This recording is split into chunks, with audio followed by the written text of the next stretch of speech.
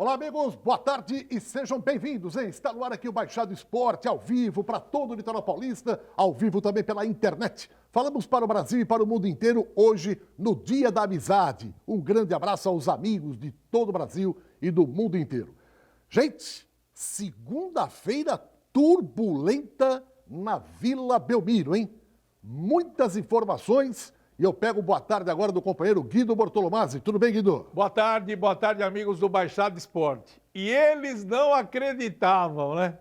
Eles achavam que jogador de futebol é todo bonzinho. Ei, meu Deus do céu, que ingenuidade dessa diretoria, hein?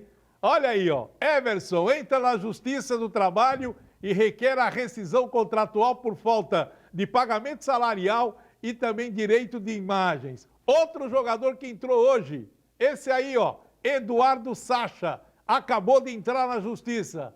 E agora vai aparecer esse Lucas Veríssimo, que também pode estar deixando o Santos Futebol Clube. Sabe o que virou? Aquele joguinho de dominó. Você coloca um atrás do outro, aí um dá o tapa. Tuf! Aí começa a cair todas as pedras.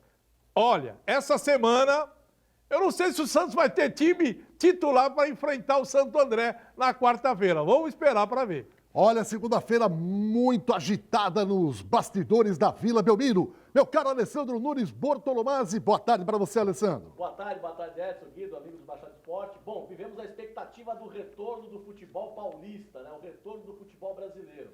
E nessa expectativa toda que nós estamos vivendo, uma notícia muito importante, mas muito importante.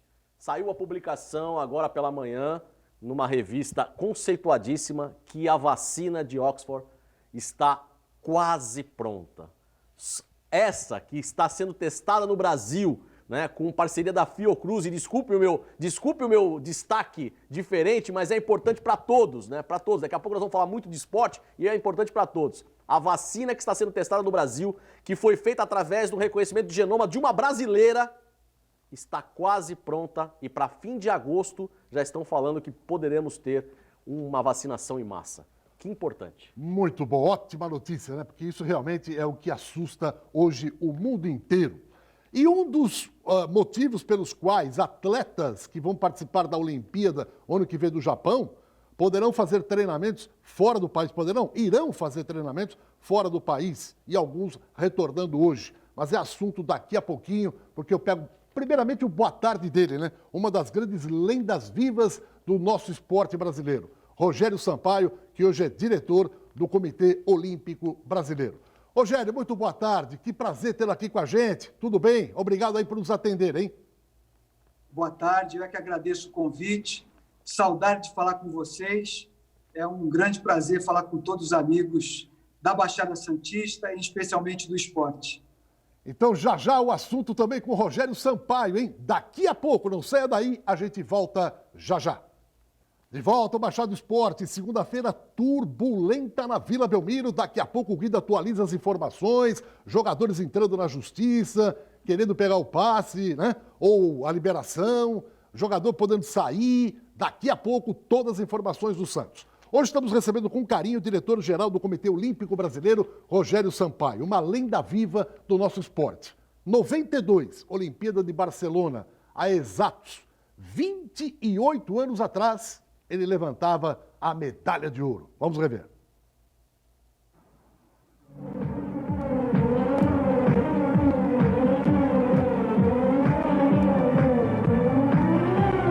As esperanças de medalhas olímpicas para o Brasil no judô estavam nas mãos desses atletas. No masculino, as expectativas se concentravam em Aurélio Miguel, medalha de ouro na Olimpíada de Seul. Porém, o sonho foi em vão. A derrota para o húngaro Antal nas quartas de final tirou a concentração e as chances de Aurélio conquistar a medalha de ouro. Na repescagem, ele perdeu por Ippon para Dmitry Sergeev, da Comunidade dos Estados Independentes. Aurélio Miguel está fora. Perdeu a luta normal, perdeu a repescagem. De qualquer forma, todos os aplausos para Aurélio Miguel, que viveu muitos problemas desde os Jogos Olímpicos de Seul, não teve a preparação ideal, a preparação adequada. Aí, vencedor por Ippon, Sergeev, Aurélio Miguel fora das competições de judô dos Jogos Olímpicos de Barcelona. Com Aurélio fora da disputa, a torcida era para Shigeta Yamazaki. que perdeu por Ippon para o polonês Kambrodski. Tá aí.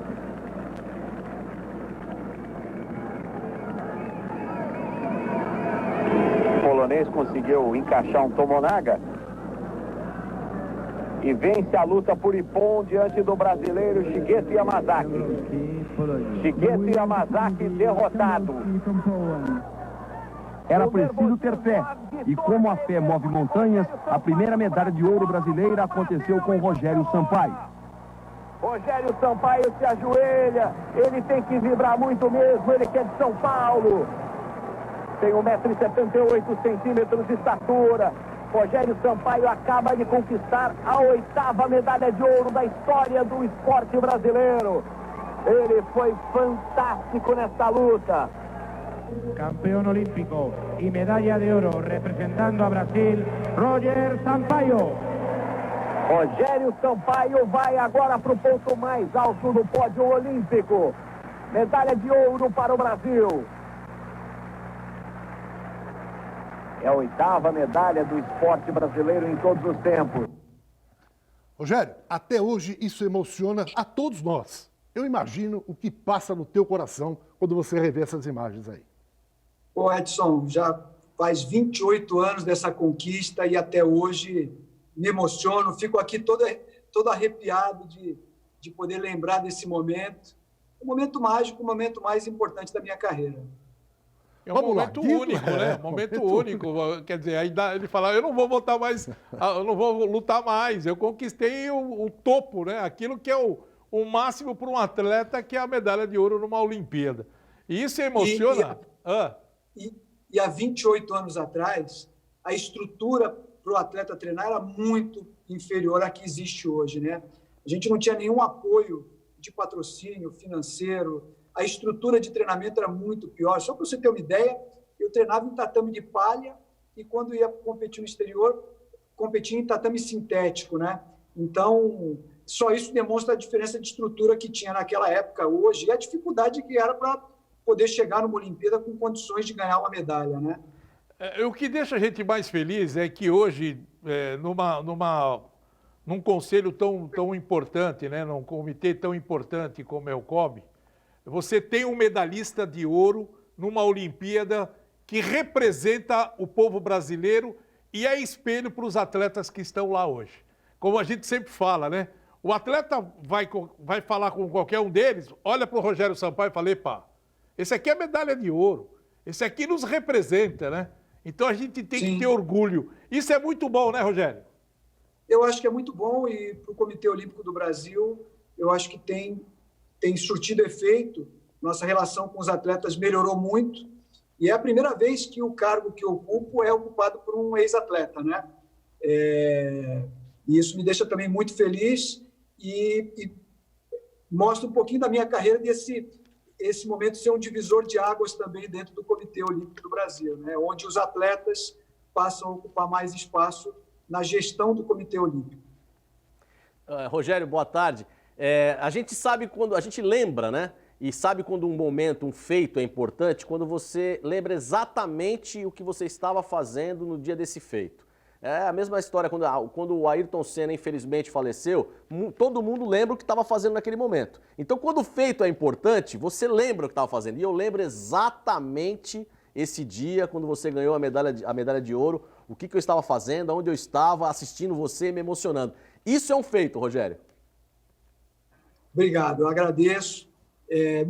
Me lembro até hoje que foi num sábado, lá em Barcelona, aproximadamente 10 horas da noite, entre 10 e 11 da noite. Aqui no Brasil devia ser entre 6 e 7 horas da noite.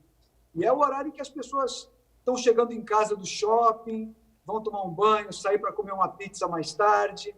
E naquele dia 1º de agosto de 92, passando ao vivo, e eu entendo que deve ter sido uma grande emoção para todo mundo, né? Para mim, uma emoção indescritível, mas eu entendo que para as pessoas que estavam ali torcendo também, foi um momento especial. Eu fico feliz de poder, através do meu esforço, do meu esporte, poder ter trazido assim esses momentos de emoção para várias pessoas. Eu imagino o que deve ser. Alguém participar de uma Olimpíada já é um feito que poucos atingem. Você imagina participar de uma Olimpíada e conquistar uma medalha de ouro. Quer dizer, é um negócio... É incomensurável o tamanho dessa grandeza, né? E tem uma coisa, Edson, que me deixou... Assim, eu guardo com o mesmo carinho da medalha olímpica, né? Que em 92 eu fui escolhido pela Federação Internacional de Judô como melhor judoca do mundo, né? Não na minha categoria, entre todas as categorias, ser escolhido como melhor judoca do mundo em 92 também é uma homenagem que eu guardo com muito carinho para o resto da minha vida também. Rogério, você acabou de falar que naquela época a dificuldade era muito grande para um atleta se desenvolver, até pelos equipamentos que eram difíceis aqui no Brasil, a maneira como vocês treinaram. Hoje, como um diretor do COB, você que passou por todos esses problemas, como é que você encara esse seu desafio, esse seu trabalho, e como está o COB hoje ajudando os atletas para participarem de Olimpíadas e vários jogos internacionais? Bom, primeiro que o meu trabalho no Comitê Olímpico do Brasil eu encaro diariamente como um grande desafio. Chego diariamente aqui, 9 da manhã, saio na maioria dos dias depois das 7 horas da noite. Em todas as reuniões que participo, aproveito para participar e aprender, né? No meu dia a dia eu trato de temas que vão desde comunicação, marketing, questões administrativas, jurídicas, questões da área do esporte, enfim, manutenção dos equipamentos. Então, trato dos mais diversos temas e chego todo dia aqui para aprender muito. Aliás, faço da mesma maneira que fazia quando era atleta, né? Entrava para os treinamentos para aprender diariamente. Isso, para mim, tem sido uma coisa que eu tenho me desenvolvido bastante.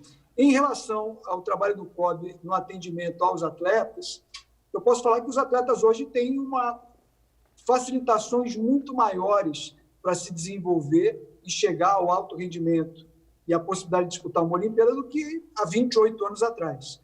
Hoje, só para lembrar, o governo federal tem um programa que chama Bolsa Atleta e Bolsa Pódio, onde garotos já lá desde os 15, 16 anos já podem começar a receber o auxílio financeiro, que vai desde R$ 1.000, R$ 1.200, até o limite da Bolsa Pódio, que chega a R$ 15.000 por mês. Então, só isso já é uma grande facilitação para o atleta dar prosseguimento à sua carreira. Os Jogos Olímpicos do Rio também deixou um grande legado em instalações esportivas, que não é só o Parque Olímpico. Você tem instalações militares, instalações espalhadas pelo Brasil inteiro, do mais alto nível, da mais alta qualidade, com equipamentos dos mais modernos que nós temos. Basta a gente lembrar, em Santos, isso não foi feito com recurso federal, foi feito com recurso privado, mas, com certeza, a organização dos Jogos Olímpicos foi um incentivo para que isso fosse construído. Nós temos 2 ginásios de ginástica artística que são extremamente modernos. Um é um ginásio municipal que fica lá na zona noroeste, no Parque Municipal M. Nascimento, e o outro é o ginásio de ginástica artística do Brasil Futebol Clube, que passou por uma ampla reforma e recuperação, e hoje tem um ginásio de ginástica artística do mais alto nível, da mais alta qualidade, com os mesmos equipamentos que são encontrados nos Jogos Olímpicos. Então, isso pelo Brasil inteiro aconteceu. Os profissionais que hoje trabalham com os atletas são profissionais que, por conta dos Jogos Olímpicos no Rio, se preocuparam em se atualizar, em se preparar para atender os atletas e eles foram, ao longo dos últimos anos, estudaram, se prepararam para ocupar esse espaço e esse atendimento aos atletas com conhecimento moderno, enfim. Então, eu acho que os atletas hoje têm um atendimento de ponta e o Comitê Olímpico do Brasil, através também dos seus recursos, faz com que as equipes nas categorias de base, nas categorias principais, também participem dos principais torneios internacionais do mundo, sempre nas equipes com profissionais como médico, fisioterapeuta, nutricionista, psicólogo, preparador físico, equipe técnica. Então, hoje o atleta, diferente do que acontecia na minha época, né, que a gente viajava só com o treinador, hoje toda uma equipe multidisciplinar vai preparada para que o atleta possa atingir o melhor do seu desempenho nos eventos internacionais. Então, eu acho que o atleta hoje tem um atendimento que se assemelha às principais equipes do mundo. Daqui a pouco o Alessandro faz uma pergunta sobre a Bolsa, né, que é importante aí. Mas hoje, dia 20, foi a reabertura do Time Brasil, que é o Centro Olímpico do Rio de Janeiro, depois dessa pandemia, desde março. Alguns atletas retomam os treinamentos. Ele está absolutamente bem conservado, que a Olimpíada aqui foi recente, como falou o Rogério Sampaio agora há pouco. Quem é que pode participar e quantos atletas estarão retomando as suas atividades aí no Centro de Treinamento Time Brasil, no Rio de Janeiro? Rogério. Isso. O Centro de Treinamento Time Brasil, ele foi construído para os Jogos Pan-Americanos de 2007. Foi onde ocorreram em 2007 as provas de natação, saltos ornamentais e a maioria das provas de desportos aquáticos. Em 2016, ele foi utilizado para as provas de saltos ornamentais e polo aquático. Mas ele já desde 2008 ele está sob o comando do Comitê Olímpico do Brasil e, além dos esportes aquáticos, nós desenvolvemos hoje ao todo 11 modalidades. Né? Então, a arquibancada, que é muito grande, debaixo da arquibancada nós fizemos toda uma reforma e temos instalações extremamente modernas em 11 modalidades, além do centro de treinamento, além da academia para o trabalho de força e do laboratório olímpico também, que faz um trabalho maravilhoso na área de ciência, de pesquisa, no desenvolvimento do treinamento do atleta. Antes da pandemia, nós estávamos atendendo aproximadamente 1.200 atletas diariamente nos treinamentos no Centro de Treinamento Time Brasil. Estamos retornando hoje com 40 atletas em treinamento, que são os atletas que já têm vaga garantida para os Jogos Olímpicos de Tóquio, e eles precisavam retornar o mais rápido possível, então nós criamos um protocolo de retorno a esse treinamento, e hoje retornaram 40 atletas. O número de atletas deve aumentar gradativamente ao longo dos próximos anos, mas nós não vamos fechar o ano com 1.200 atletas, ficaremos abaixo disso, até para dar segurança aos atletas que realmente estão classificados para os Jogos de Tóquio. Rogério, você disse que esse Centro de Treinamento Time Brasil está com o COB desde 2008. Agora, o Parque Olímpico da Barra da Tijuca, o COB também que administra hoje? Não. O Parque Olímpico da Barra da Tijuca, ele pertence à Prefeitura do Rio de Janeiro, assim como o Centro de Treinamento Time Brasil. O equipamento que o COB administra é uma seção do município do Rio de Janeiro para o Comitê Olímpico do Brasil. E nós fazemos a administração, a manutenção e a modernização do Centro de Treinamento Time Brasil. Agora, o Parque Olímpico, ele pertence à Prefeitura do Rio de Janeiro, que cedeu alguns equipamentos para o governo federal, que através do Ministério da Cidadania faz a gestão. Então, são 2 arenas que estão com o governo federal, o velódromo e o centro de tênis. Você tem um estádio de tênis e mais algumas quadras. Esses equipamentos estão com o governo federal. Agora, existem outros equipamentos, uma das arenas, onde foi as provas de handebol. Esses outros equipamentos continuam com a Prefeitura do Rio de Janeiro. Bom, e o Comitê Olímpico Brasileiro usou uma estratégia. Já com a pandemia, muitos atletas não podem ficar parados. Então, boa parte deles vão para a Europa, chamada Missão Europa. E muitos desses atletas estarão no Rio Maior, centro de treinamento, lá em Portugal. Vamos conhecer um pouquinho como é esse Rio Maior lá em Portugal. Vamos lá.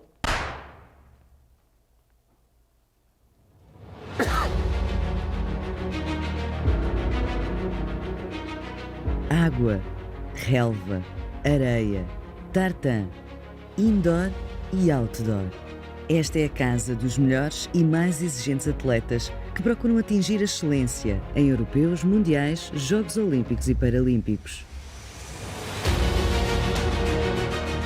O seu esforço e dedicação são suportados por um conjunto de instalações de elevado nível e uma equipa de profissionais altamente focados em proporcionar as melhores condições para o sucesso.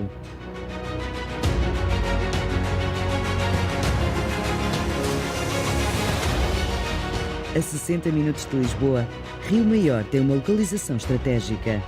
Um vale no centro do país, com serra, lagos, próximo do mar e muitos trilhos a serem explorados.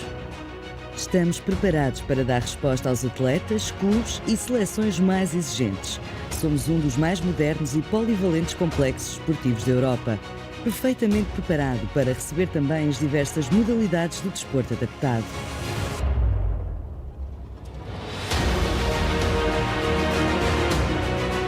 O ambiente familiar e seguro, a proximidade de todas as instalações e valências são fatores diferenciadores, destacados pelos nossos campeões. Somos o centro de alto rendimento da natação portuguesa e o local escolhido pela Federação Portuguesa de Futebol para preparar os nossos campeões da Europa e do mundo de futebol, futsal e futebol de praia.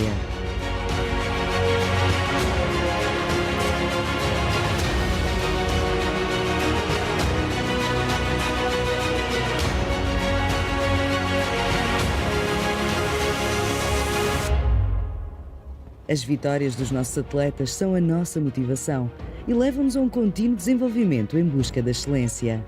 Rio Maior Sport Center.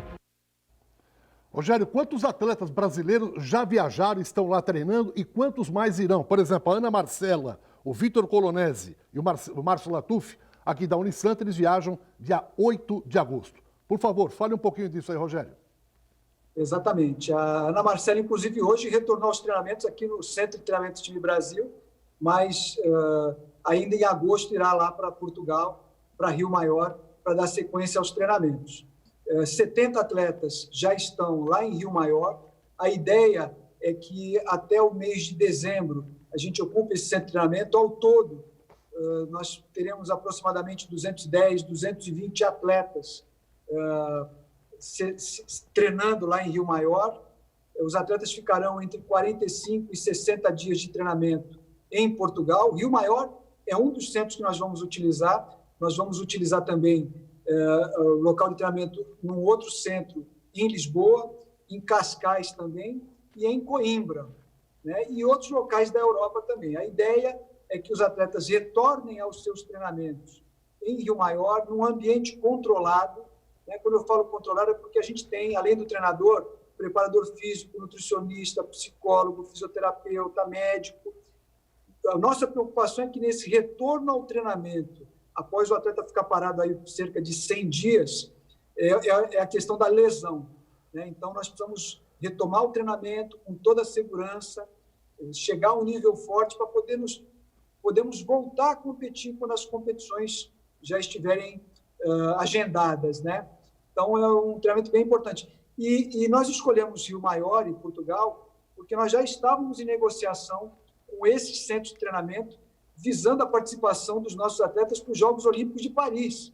Nós já estávamos pensando em 2024, né? Então, com esse enfrentamento à pandemia, nós aceleramos essa negociação e escolhemos Portugal, porque Portugal já está num processo mais avançado de enfrentamento à pandemia, né? Muito mais controlada do que em outros países, no Brasil, por exemplo, ou nos Estados Unidos. Até porque a pandemia lá em Portugal se iniciou antes do que no Brasil. Então, eu acho que foi uma boa escolha. Os atletas estão felizes e estimulados por poder voltar a treinar com toda a segurança. Ô, Rogério, em virtude dessa pandemia, quantas competições internacionais foram canceladas? E daqui para frente, qual é a projeção? O que poderemos esperar com o retorno dessas competições? Olha, todas as modalidades estão sem competir no momento, só para você ter uma ideia, né? Nós temos algumas competições que estão agendadas de algumas modalidades para começar a partir do mês de outubro.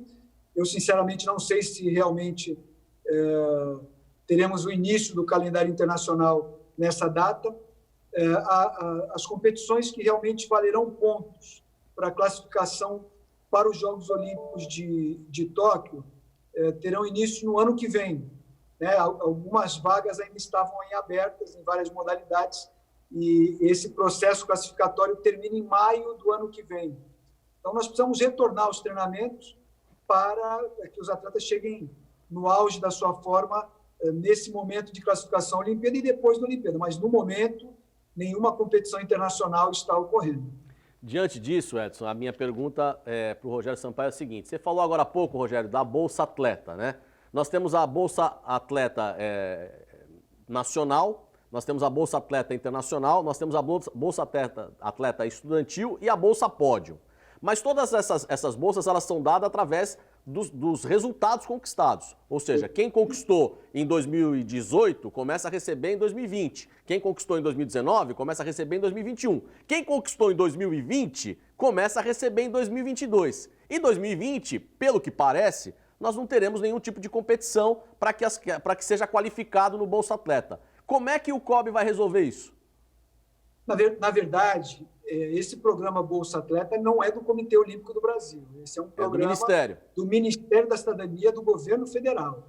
Então, o governo federal, através do Ministério da Cidadania, recebe os resultados das competições em diversas modalidades e esses resultados são válidos para a distribuição dessas bolsas. Por que essa bolsa é feita no ano 2 anos depois? É 1 ano e meio depois. Porque você tem que fechar o calendário de 2020. Em 2021, o atleta se inscreve para receber esse valor e aí esse valor é liberado a partir de 2022. O que eu acredito que aconteça é que, para a distribuição por mais um ano, sejam utilizados os resultados de 2019. Entendeu? Então, o atleta que teve resultado em 2019, ao invés de receber só por 1 ano, ele vai receber por 2 anos. Eu acredito que é isso, que seja a solução que seja dada pelo Ministério da Cidadania para que esse atendimento não tenha interrupção. Bom, e alguns atletas foram afetados pela Covid-19, que é o caso do nadador o João Gomes Júnior, né? Que é uma fera. Ele pertence ao Pinheiros, de São Paulo, estava já com malas prontas para viajar, de repente foi acometido pela doença, pelo Covid, e acabou ficando de fora. Tomara que ele se recupere rapidamente. Rogério, eu quero demais agradecer você, dizer que é uma honra tê-lo aqui. Você é um ícone do esporte, não da nossa região, mas do país e do mundo. Mas a gente fica muito mais orgulhoso por você ser da nossa região. Muito obrigado por nos atender, um grande abraço e boa sorte aí, viu, Rogério? Edson, te agradeço o convite, fico sempre à disposição para participar com o maior prazer, com a maior alegria. É sempre um prazer enorme falar com você e com toda a sua equipe. E a próxima entrevista, espero que a gente possa fazer pessoalmente, que vai ser um prazer maior ainda. Tá com bom? certeza, Rogério, com certeza. Muito obrigado, nosso grande campeão olímpico, medalha de ouro de Barcelona. Obrigado, Rogério. Obrigado, um abraço. Já voltamos com mais informações aqui no Baixada Esporte. Não saia daí, porque a segunda-feira na Vila Belmiro parece que a terra está tremendo, né? Porque as paredes da vila balançam. A gente volta já.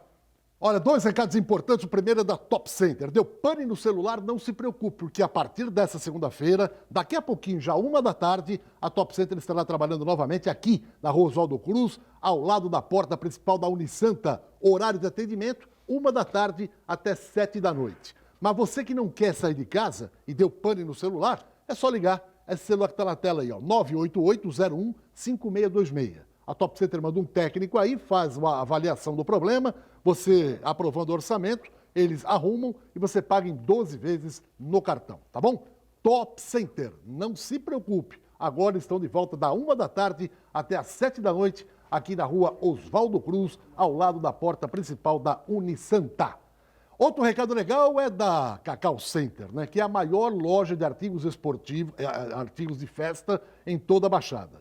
E você que vai comprar produtos para festa, não esqueça, Cacau Center tem mais de 60 mil itens. E esses preços que estão aí é imbatível.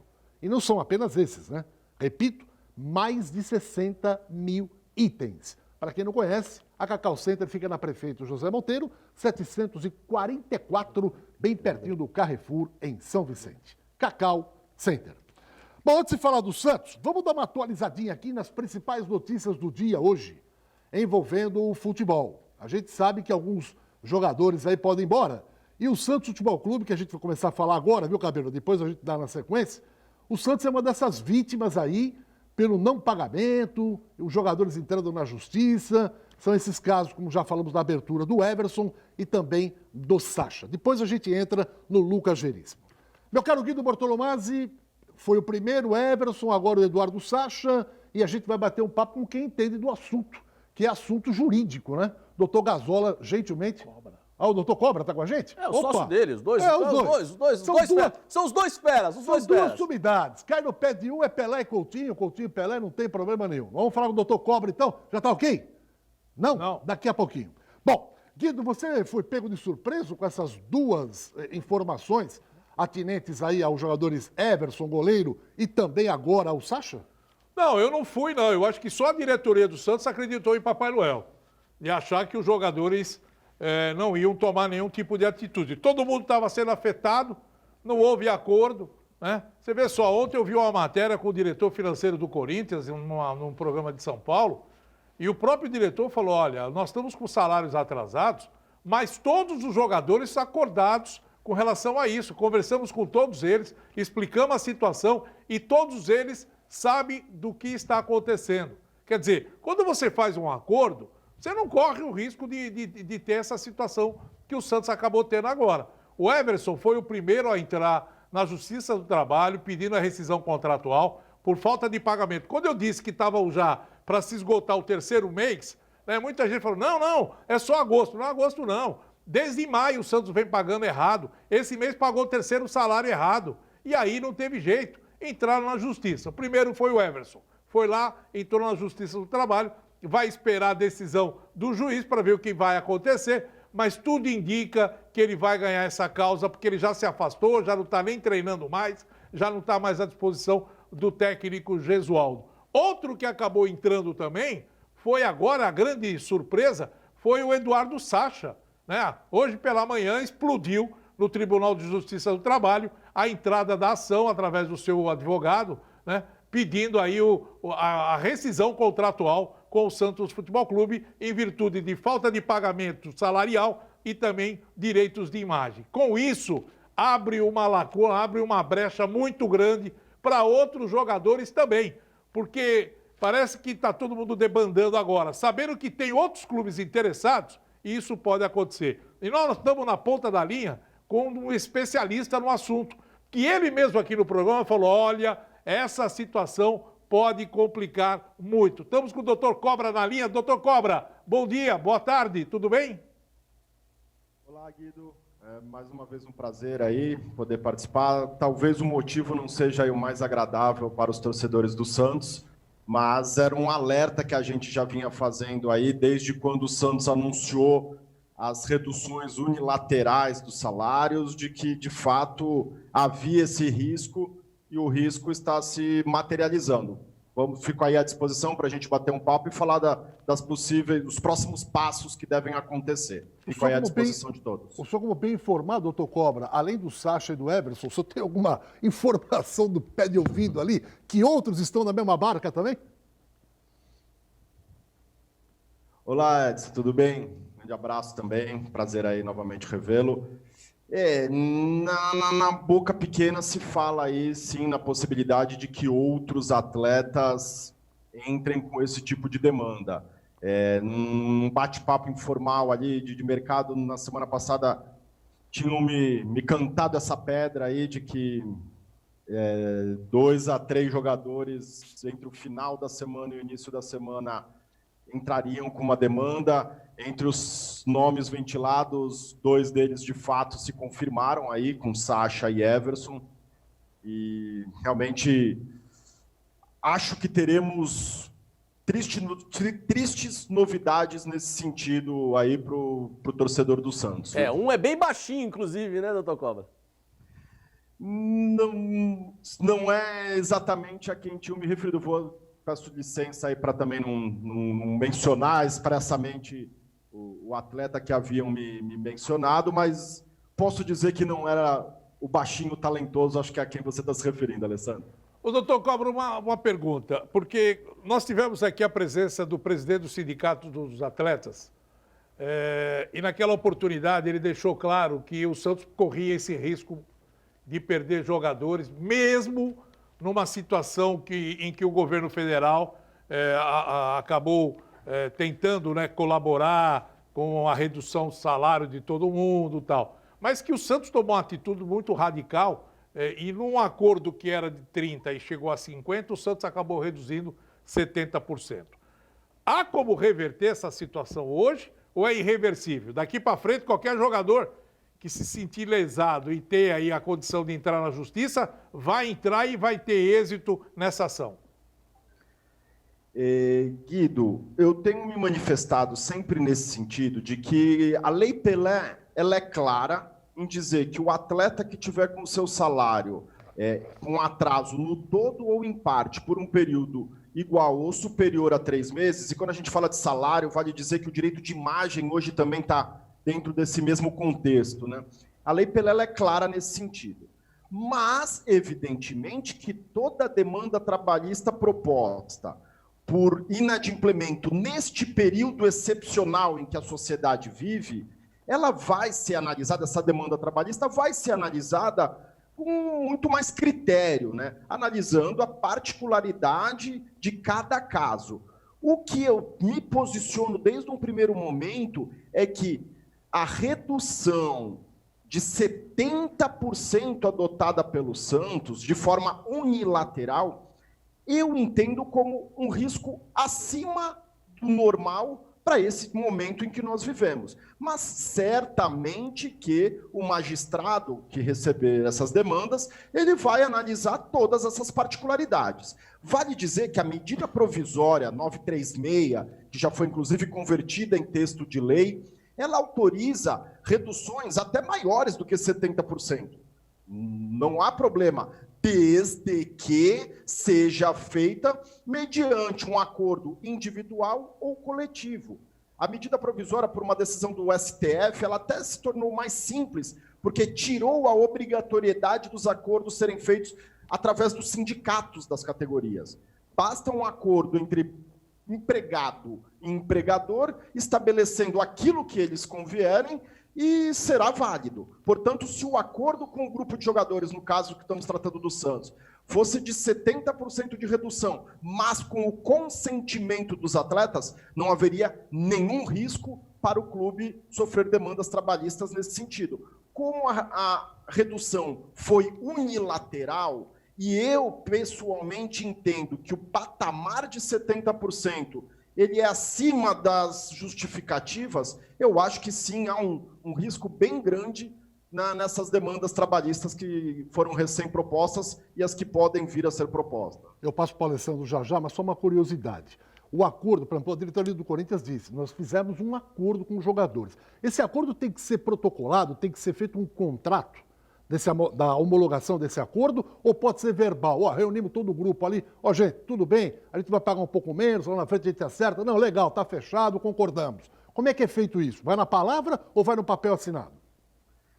Embora a lei ela não chegue a essa minúcia de especificar a forma como isso deve ser feito, mas pelo grande volume de responsabilidade e o passivo trabalhista que essas demandas podem gerar, é claro que seria a melhor conduta para um gestor esportivo formalizar esses acordos por escrito, porque acordo verbal, de repente, uma parte acaba desonrando com a sua própria palavra e a falta de possibilidade de se comprovar aquela celebração de um acordo verbal pode fragilizar a argumentação de um clube. Mas, claro, é sim possível um acordo verbal, nada impede que isso aconteça. Mas, claro que o clube fica extremamente fragilizado na hora de comprovar uma relação consensual com o seu grupo de atletas, né?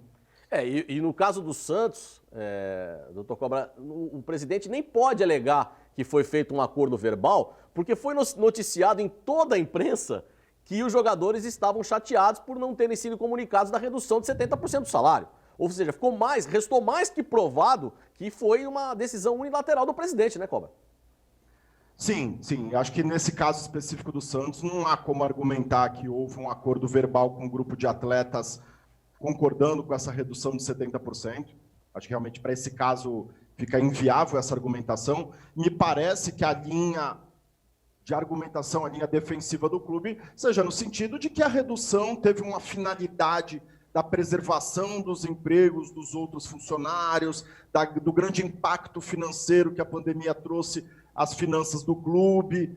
Essas são as subjetividades que serão postas para um magistrado analisar essa demanda. Mas, repito, pessoalmente entendo que a redução de 70% ela é extremamente exagerada e me posicionei dessa forma ao longo dos últimos 2, 3 meses, quando consultado aí sobre essa questão específica do Santos, mas que cabe a alguns outros clubes também, e acho que realmente a situação ela é bem perigosa para o clube santista. Não, só pela experiência que o Dr. Cobra tem com relação aos juízes do trabalho aqui da nossa cidade, porque caiu em uma vara aqui da cidade, eu não sei porque está em segredo de justiça, a gente não sabe qual é, mas dentre os magistrados da nossa cidade, qual será a tendência, Cobra? É difícil falar em tendência, né? Porque é uma situação nova, né? A justificativa da rescisão com base aí na redução salarial nesse período de pandemia é uma situação extremamente nova. O que me preocupa, esqueci de mencionar isso anteriormente, embora não tendo acesso ali a documentos das ações, como dito, está em segredo de justiça, mas por ter visto hoje pela manhã um pronunciamento, uma declaração por escrito do Sacha, ele menciona nessa declaração, sem saber dizer se corresponde à realidade ou não, mas que já havia um inadimplemento do direito de imagem de 4 meses antes da paralisação das competições esportivas. Então, veja, o momento excepcional será analisado pelo magistrado com todos os critérios, me parece lógico, desde que estejamos discutindo dívidas contraídas durante esse período. Se efetivamente tiver dívidas que antecedem o período de paralisação das competições, o período de pandemia, eu acho que a situação se torna ainda mais complicada para o nosso querido, amado Santos Futebol Clube. E um detalhe interessante é que nas últimas semanas, o superintendente William Thomas, ele estava tentando demover os jogadores, eu acho que já dessa situação que o burburinho estava dentro do CT, né, na volta dos treinamentos. E ele tentou acertar um acordo com os jogadores e não obteve êxito. Então essa situação agora me parece que está muito preocupante. Eu não sei até que ponto o que o Conselho Deliberativo do Santos pode fazer, porque é uma situação drástica. Você já imaginou se o Santos começar a perder jogadores como Marinho, Soteldo, Lucas Veríssimo? Esses jogadores já têm clubes engatilhados, que numa dessa podem sair porque já tem acordo com clubes. E aí a situação fica complicadíssima mesmo. Agora, pergunta final, jornalisticamente falando. Independente de quem ganha ou quem perca nessa primeira instância, cabe recurso? Sim. E nesse cabe, o Alessandro... E nesse cabe recurso, por exemplo, praticamente, o Everson já está com o pé no Atlético Mineiro. Admitamos que dê ganho de causa para ele. O Santos entra com recurso. Ele pode assinar com o Atlético Mineiro? Bom, vamos lá. Foi bom quando o Alessandro perguntou da tendência aqui dos magistrados. Na verdade, a primeira decisão que deverá sair hoje, amanhã, é do magistrado aqui da cidade de Santos, analisando, dentro desse pedido de rescisão antecipada do contrato de trabalho, é feito um pedido de tutela antecipada, quer dizer, um pedido liminar. O magistrado vai analisar agora, de imediato, se concede essa liminar. Concedendo a liminar ou negando a liminar, certamente a parte prejudicada vai recorrer ao Tribunal Regional do Trabalho, aqui da 2ª Região, competente para dirimir isso. Mas, se o magistrado de primeiro grau, aqui de Santos, concede a liminar em favor do atleta Everson e declara rescindido o seu contrato de trabalho com o Santos Futebol Clube, o atleta tem total condição de assinar um novo vínculo com o Atlético Mineiro. Ou com qualquer outro clube. Ato falho a gente já ligar diretamente ao Atlético Mineiro, mas é o que tudo indica, né?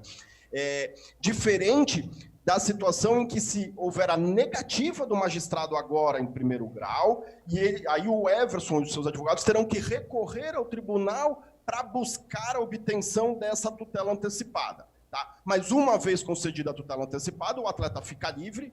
E algo que é importante frisar, acho que como última informação, eu vi muitos torcedores de ontem para hoje falando: mas o Everson nem é o goleiro dos sonhos, vamos deixar de pagar o seu salário, vai ser um alívio para o caixa do clube e tal. não é uma interpretação correta, porque o atleta ele busca na ação a liberação do seu vínculo desportivo com o clube, e ao reconhecer, ao Poder Judiciário, ao ele reconhecer que foi o clube que deu causa à rescisão, o atleta tem em seu favor o recebimento da cláusula compensatória desportiva, prevista no contrato de trabalho, obrigatoriamente, onde ela tem quase que como regra a previsão de que o atleta receba 100% do restante do contrato. Então não é que o atleta sai livre, ele de fato fica livre, mas o clube passa a ser devedor de uma indenização bastante elevada, o que é muito mais preocupante. E além disso, doutor Cobra, vamos levar em conta que o Santos não trouxe o Everson de graça. Ele pagou 4 milhões de reais pelo jogador. Esse dinheiro simplesmente vai ser jogado no lixo, além do prejuízo que vem na caminhada. E é importante frisar que como disse o doutor Cobra, ele pode assinar com qualquer outro clube e a responsabilidade do clube é nenhuma, é zero. A partir do momento que o Ederson tiver a liberação, o Everson tiver a liberação, ele pode assinar com qualquer clube e a responsabilidade passa a ser dele. Lá na frente, caso ele tenha uma derrota, aí sim ele vai ter que compensar o Santos Futebol Clube. O clube que assinar não tem responsabilidade alguma. Mas em resumo, o que falou o doutor Cobra, se aqui em Santos, na primeira decisão, for tomada favorável aos jogadores, o tsunami vai chegar na Vila Belmiro. Doutor Cobra, muito obrigado, hein? Um forte abraço. Valeu, um grande prazer. Espero que da próxima vez a gente trate de um assunto mais prazeroso aos torcedores do Santos Futebol Clube. Grande abraço a todos. É o impeachment. Esse vai ser o prazeroso. Olha aqui uma parada rapidinha na volta. Mais um que pode estar indo para a Europa, hein? Segura aí. Bom, o destaque final do Baixado Esporte é esse aqui, ó. Lucas Veríssimo. Na tela, 3 importantes informações aí. Santos terá autorizado negociações para a venda de Lucas Veríssimo, diz o jornal A Bola, em Portugal. Vira a página, vamos lá. Reforços para todos os setores. É um desses que o Jorge Jesus está pedindo. Zagueiro. E a terceira, ainda no jornal A Bola, fala que a Sampdoria fez uma proposta de 5 milhões de euros pelo jogador Lucas Veríssimo. A informação que vem da Europa. A Sampdoria ofereceu 5 milhões. Mas o Santos não pode negociar? E o Benfica está oferecendo 7 milhões. Com esse dinheiro, pagaria lá o Kleber Reis, que é a dívida, sobraria um quinhãozinho para comprar talvez aí 1 quilo de batata, meio quilo de cebola e, quem sabe, alguma coisinha a mais para fazer uma sopinha. O procurador do Lucas Veríssimo vai aguardar todas essas decisões. E outra coisa, o Santos não pode negociar. Você acha que o time vai querer negociar com o Santos? Eu pago dívida lá, pago dívida cá. É mais um que vai conseguir a liberação na justiça também. E se conseguir, ele vai falar o seguinte, aguarda, deu resultado positivo, entra na justiça, pega a liberação do passe e vai pro Benfica. O dinheiro é todo dele. O Santos não ganha nada. O Santos entrou num buraco que só Deus para ajudar nesse exato momento. Agora, 7 milhões, vamos relembrar um pouquinho, falou até o doutor Marcelo Teixeira aqui com a gente. Essa proposta veio lá atrás e era maior, era de quase 8 milhões para a Itália. Mas naquela época lá o euro estava 4, estava 3,80. Hoje o euro está quase 6. Mas não é só isso 7 milhões, hoje é 42 milhões de reais. Seria uma boa proposta, porque o euro vai cair. Mas não vai acontecer isso agora. Mas não é só isso não, é que depende muito de quem está negociando. Também. Depende muito de quem está negociando. Quem está negociando não me interessa, eu não me interessa fazer o negócio também.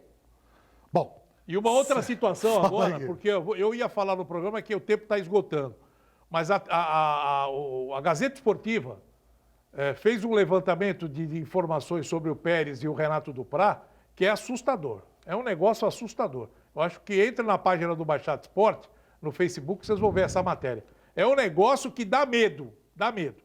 Um abraço. Lembrando que quarta-feira agora o Santos volta ao Campeonato Paulista jogando contra o Santo André na Vila Belmiro. O Everson está fora. Meu destaque final. Vamos lá. Jorge de Jesus foi embora para a Europa. Todo mundo idolatra o futebol europeu e ele foi embora e tudo mais. Por que ele quer levar tanto jogador brasileiro pro time dele? Brincadeira, hein? E o Flamengo está de olho em 2 técnicos agora, hein? Leonardo Jardim, que era do Mônaco, português também. E o outro é o Renato Gaúcho. Mas em Porto Alegre falou, o Renato daqui não sai. Um abraço, Guido. Outro e até amanhã. Gente, até amanhã, se Deus quiser. Olha o tsunami aí, gente. Tchau, tchau. Não é na cidade, não. É na Vila Belmiro. Tchau.